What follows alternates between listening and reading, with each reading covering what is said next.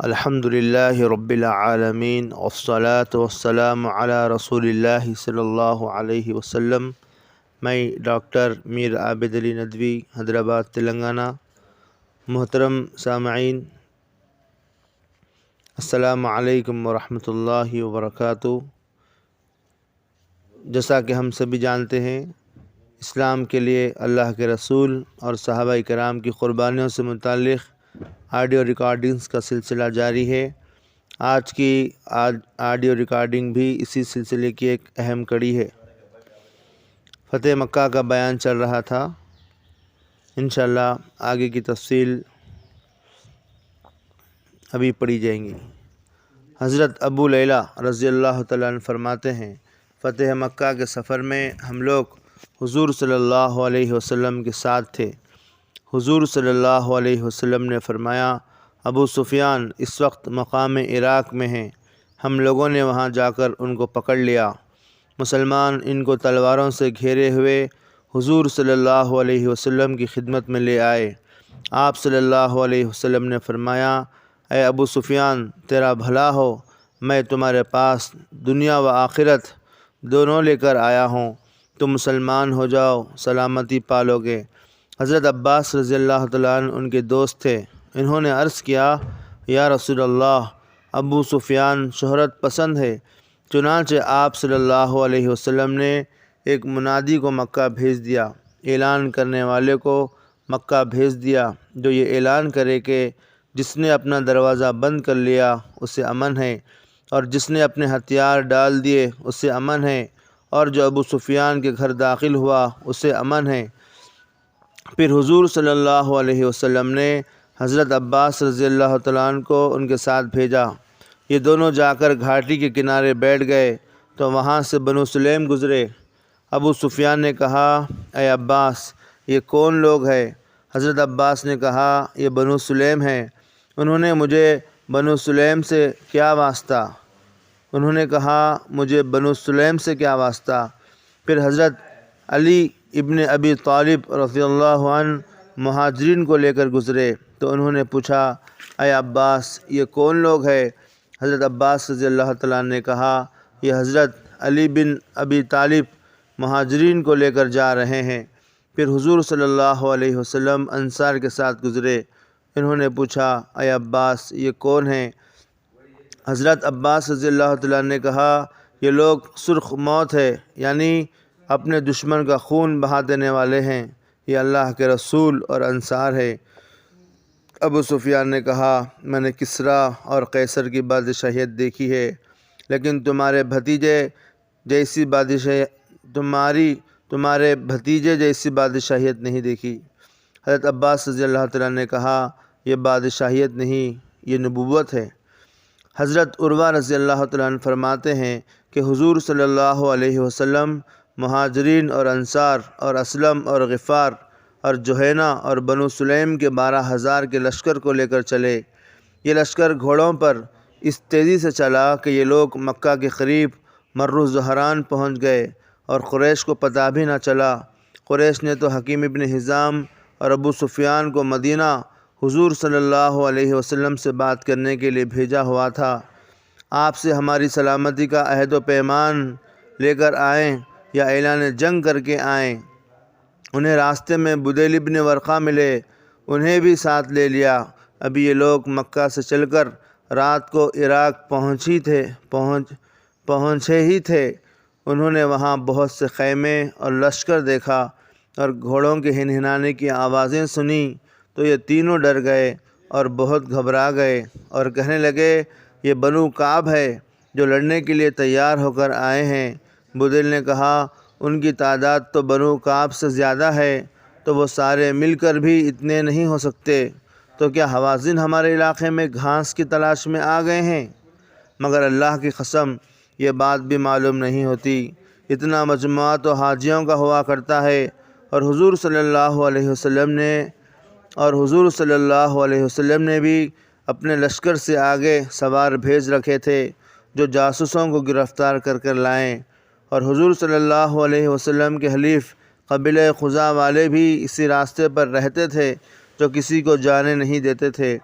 جب ابو سفیان اور ان کے ساتھی مسلمانوں کے لشکر میں داخل ہوئے تو انہیں ان سواروں نے رات کی تاریکی میں گرفتار کر لیا اور انہیں لے کر مسلمانوں میں آئے۔ ابو سفیان اور ان کے ساتھیوں کو ڈر تھا کہ انہیں قتل کر دیا جائے گا۔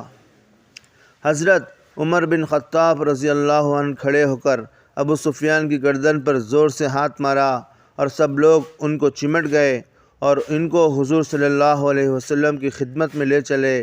انہیں ڈر تھا کہ انہیں قتل کر دیا جائے گا۔ حضرت عباس بن عبد المطلب رضی اللہ عنہ ان کے جاہلیت میں بڑے گہرے دوست تھے، اس لیے ابو سفیان نے بلند آواز سے کہا کہ تم لوگ مجھے عباس کے سپرد کیوں نہیں کر دیتے؟ حضرت عباس آواز سن کر آ گئے اور انہوں نے ان سے لوگوں کو ہٹایا اور حضور صلی اللہ علیہ وسلم کی خدمت میں یہ درخواست کی کہ ابو سفیان کو ان کے حوالے کر دیں، اور سارے لشکر میں ابو سفیان کے آنے کی خبر پھیل گئی۔ حضرت عباس نے رات ہی میں ابو سفیان کو سواری پر سارے لشکر کا گشت کرایا۔ تمام لشکر والوں نے بھی ابو سفیان کو دیکھ لیا۔ حضرت عمر رضی اللہ عنہ نے ابو سفیان کی گردن پر زور سے ہاتھ مارتے ہوئے کہا تھا کہ تم مر کر ہی حضور کی خدمت میں پہنچ سکتے ہو۔ ابو سفیان نے حضرت عباس رضی اللہ تعالیٰ عنہ سے مدد مانگی اور کہا میں تو مارا گیا۔ ابو سفیان نے دیکھا کہ لوگ اتنے زیادہ ہیں اور سب فرما بردار ہے تو کہنے لگے میں نے آج رات جیسا کسی قوم کا مجمع نہیں دیکھا۔ حضرت عباس نے ان کو لوگوں کے ہاتھ سے چھڑا کر کہا کہ اگر تم مسلمان نہ ہوئے اور حضور صلی اللہ علیہ وسلم کے رسول ہونے کی گواہی نہ دی تو تم کو قتل کر دیا جائے گا۔ ابو سفیان ہر چند کلمہ شہادت پڑھنا چاہتے تھے لیکن ان کی زبان چل کر نہ دیتی تھی۔ ابو سفیان بہرحال کلمہ پڑھنا چاہتے تھے لیکن ان کی زبان پر کلمے کے الفاظ نہیں آ رہے تھے۔ انہوں نے وہ رات حضرت عباس رضی اللہ تعالیٰ عنہ کے ساتھ گزاری۔ ان کے دونوں ساتھی حکیم ابن حزام اور بدیل بن ورقہ حضور صلی اللہ علیہ وسلم کی خدمت میں حاضر ہو کر مسلمان ہو گئے، اور حضور صلی اللہ علیہ وسلم ان دونوں سے اہل مکہ کے حالات پوچھتے رہے۔ جب فجر کی اذان ہوئی تو سب لوگ جمع ہو کر نماز کا انتظار کرنے لگے۔ ابو سفیان نے گھبرا کر پوچھا اے عباس آپ کیا کرنا چاہتے ہیں؟ حضرت عباس نے کہا یہ مسلمان رسول اللہ کی تشریف آوری کا انتظار کر رہے ہیں۔ تو حضرت عباس ان کو لے کر باہر نکلے۔ ابو سفیان نے مسلمانوں کو دیکھ کر کہا اے عباس حضور صلی اللہ علیہ وسلم ان کو جس بات کا بھی حکم دیتے ہیں یہ اسی کو کرنے لگتے ہیں۔ حضرت عباس نے کہا ہاں اگر حضور ان کو کھانے پینے سے روک دیں تو بھی یہ ان کی فرما برداری کریں گے۔ ابو سفیان نے کہا اے عباس حضور صلی اللہ علیہ وسلم سے اپنی قوم کے بارے میں بات کرو کہ کیا وہ ان کو معاف کر سکتے ہیں۔ ابو سفیان کو لے کر حضرت عباس حضور صلی اللہ علیہ وسلم کی خدمت میں حاضر ہوئے اور عرض کیا یا رسول اللہ یہ ابو سفیان ہیں۔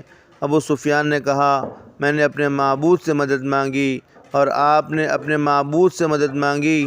اللہ کی قسم اب تو یہ صاف نظر آ رہا ہے کہ آپ مجھ پر غالب آ گئے۔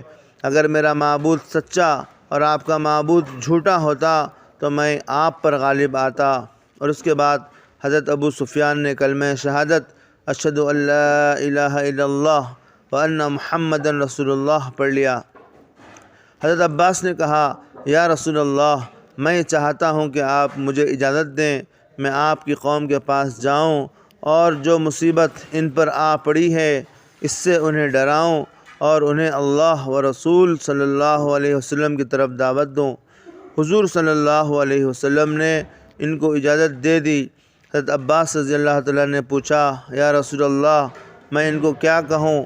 آپ صلی اللہ علیہ وسلم مجھے ان کو امن دینے کے بارے میں ایسی واضح بات بتا دیں جس سے ان کو اطمینان ہو جائے۔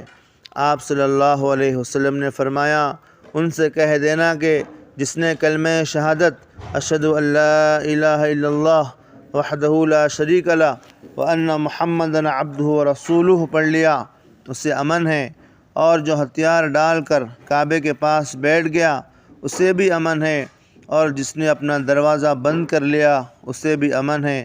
حضرت عباس رضی اللہ عنہ نے کہا، یا رسول اللہ، ابو سفیان ہمارے چچا زاد بھائی ہے اور وہ میرے ساتھ واپس جانا چاہتے ہیں، آپ انہیں کچھ امتیازی اعزاز دے دیں۔ آپ نے فرمایا، جو ابو سفیان کے گھر داخل ہو گیا اسے بھی امن ہے، اور جو ہاتھ روک کر حکیم ابن حزام کے گھر میں داخل ہو گیا اسے بھی امن ہے۔ آپ صلی اللہ علیہ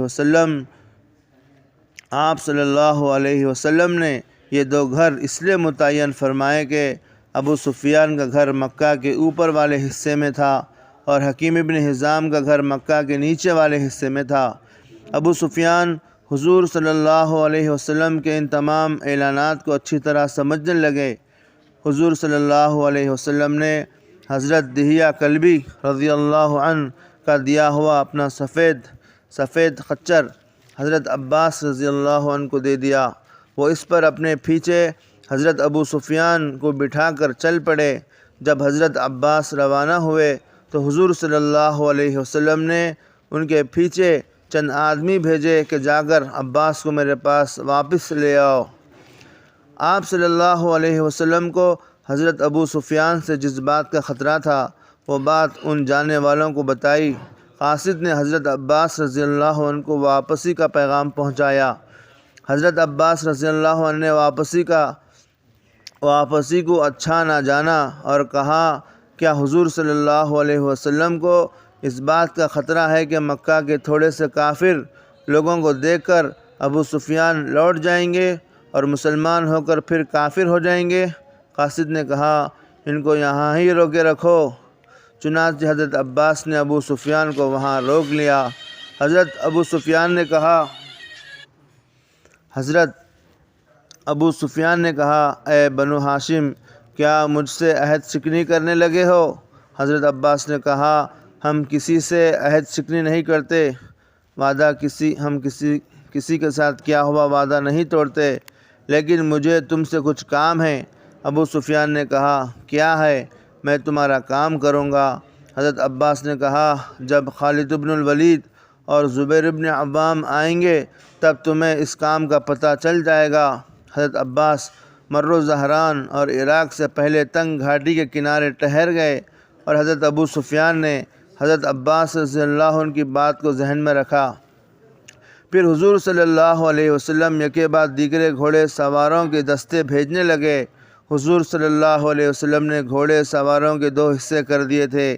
حضرت زبیر کو آپ صلی اللہ علیہ وسلم نے آگے بھیجا اور ان کے پیچھے اسلم اور غفار اور خزاعہ کے گھوڑے سوار تھے۔ حضرت خالد بن الولید اور حضرت زبیر رضی اللہ تعالیٰ عنہ کے ساتھ تھے۔ ابو سفیان نے کہا، اے عباس، کیا یہ رسول اللہ ہے؟ حضرت عباس نے کہا، نہیں، یہ تو خالد بن الولید ہے۔ حضور صلی اللہ علیہ وسلم نے اپنے سے آگے انصار کے ایک دستے کے ساتھ حضرت سعد بن عبادہ کو بھیجا تھا۔ حضرت سعد نے کہا، آج کا دن خون ریزی کا دن ہے، آج کے دن حرم مکہ کی حرمت اٹھا لی جائے گی۔ جب ابو سفیان نے اتنے بڑے مجمع کو دیکھا جس کو وہ پہچانتے نہیں تھے تو انہوں نے کہا، یا رسول اللہ، آپ صلی اللہ علیہ وسلم نے اپنی قوم پر اس جماعت کو ترجیح دے دی۔ آپ صلی اللہ علیہ وسلم نے فرمایا، یہ تمہارے اور تمہاری قوم کے برتاؤ کا نتیجہ ہے۔ جب تم نے مجھے جھٹلایا اس وقت ان لوگوں نے میری تصدیق کی، جب تم نے مجھے مکہ سے نکال دیا اس وقت انہوں نے میری مدد کی، اور اس وقت حضور صلی اللہ علیہ وسلم کے ساتھ اقرع بن حابس اور عباس ابن مرداس اور عیینہ بن حصن بن بدر فزاری تھے۔ محترم حضرات، یہ فتح مکہ سے متعلق چند باتیں تھیں۔ انشاءاللہ آئندہ کی آڈیو ریکارڈنگ میں تفصیلی باتیں آئیں گی۔ اللہ تعالیٰ سے دعا ہے اللہ تعالیٰ ہم سب کے وقت میں برکت عطا فرمائے۔ السلام علیکم ورحمۃ اللہ وبرکاتہ۔